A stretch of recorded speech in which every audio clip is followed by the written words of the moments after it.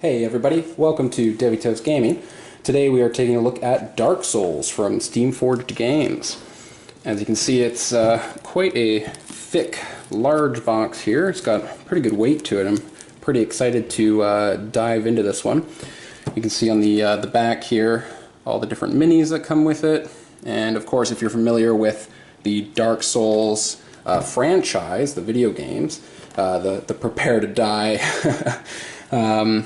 this is, it's supposed to, the board game is supposed to stick fairly closely to the difficulty level of the video game versions, which I'm very excited to try out because I have played a couple of other dungeon crawlers, and while they're a lot of fun and you know, it's a great co-op group thing to do, I have always found them fairly easy, and that we're completing them without much difficulty.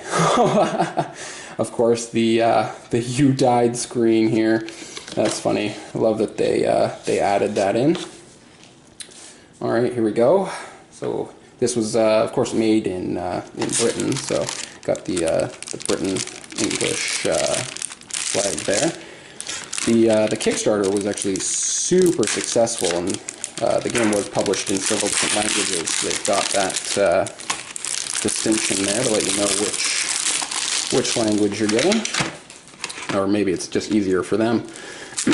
So here's some of the cards. So one of the cool mechanics of the game is that all of the different enemies that you come up against have these AI cards that sort of dictate their actions that they take. Oh, sorry about the camera bumps there. So here, this looks like one of the bosses. So the bosses have these heat-up decks, as they're called, and so they you know, will have a consistent order. Like, you'll have these cards, and you'll draw them out, and then once you hit a certain part in the boss's health, though, you'll actually add in some more of them and shuffle them up again, so that you don't know the order that they're going to come out in. But they just sort of dictate what moves the bosses take and the enemies take and different things like that. Also looks like there's, I won't open these up, but looks like there's the different gear and equipment and stuff that you'll get as you explore throughout the game. Whole bunch of cards there. Looks like there's a lot of selection. That's fantastic. So we'll dig in a little further here now. Pull out some of this stuff. What do we have in here? Alright, so here is a look at some of the minis in the game. Oh, sorry about that. I keep bumping the camera. Here's all of the custom dice for the game. There's a few different types.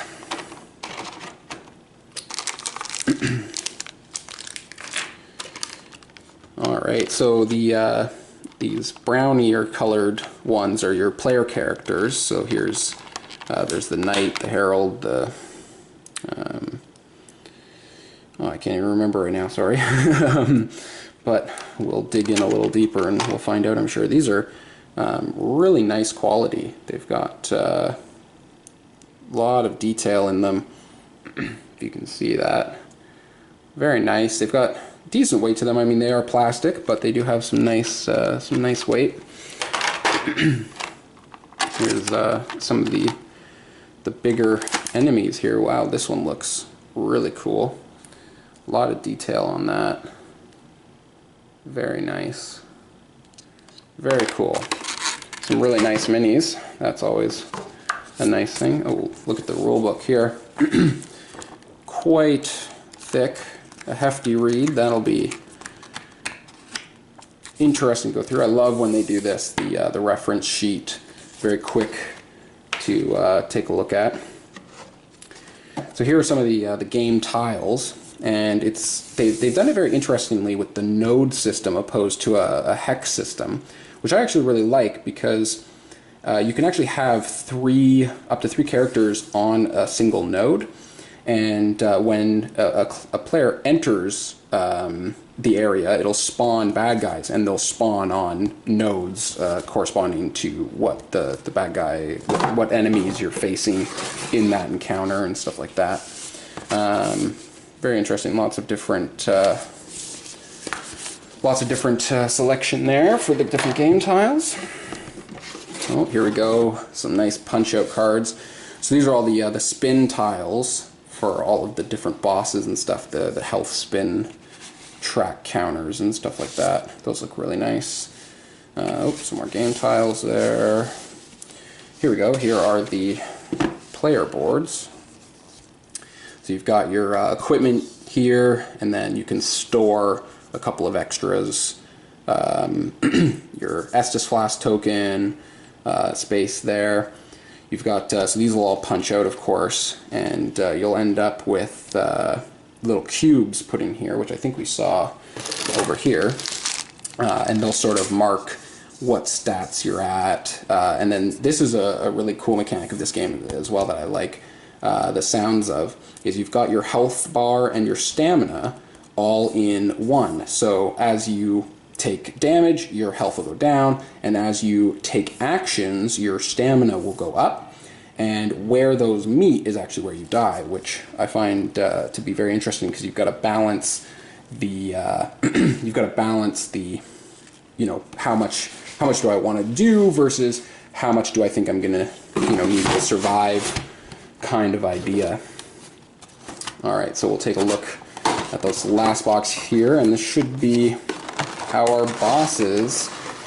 So the game sort of follows the progression of encounters. Then you get to a mini boss. Then you do some more encounters, and then you'll eventually get to the main boss. And some of these figures look just spectacular. So we're getting a little bit of glare, but they look just wonderful. We'll take a look here a little closer at a couple of them for you. The detail, oh, sorry again about that. The detailing is really nice on this. You can see they put a lot of effort into these guys, that's for sure. And again, they are just plastic, but they do have a decent weight to them. They are quite nice. Feels like they're made well. A lot of detail. Really loving these big guys, that's for sure. Look at this. And now, of course, these aren't even the biggest minis you can get in the game. There's also expansions that you can get. Now, of course, we're just taking a look at the base game right now. There will be a lot of expansions coming with the Kickstarter, but they won't be arriving until later in the year. And then there's also add-on expansions, the Mega Boss expansions, which add in just massive miniatures and also are more difficult fights than even the main bosses. A lot of detail. Really loving this stuff. This is really great. This will be a lot of fun to paint too. Now, of course, I'm just a beginner painter, so I might hold off on some of these until I've gotten a little more experience. But now that one feels a little loose there on that. But I mean, he is balancing pretty delicately there. Again, quite a lot of detail in that. But yeah, this is the dancer, which of course you might recognize from the different preview videos that people have done, and at the different conventions and things as well. But yeah, so there's a first glance at the contents of what comes in the base game for Dark Souls. I believe it will be coming to retail if it hasn't already. But yeah, if you are into the whole dungeon crawler, exploration type thing, definitely check it out. And thanks very much for watching. We'll catch you guys later. See ya.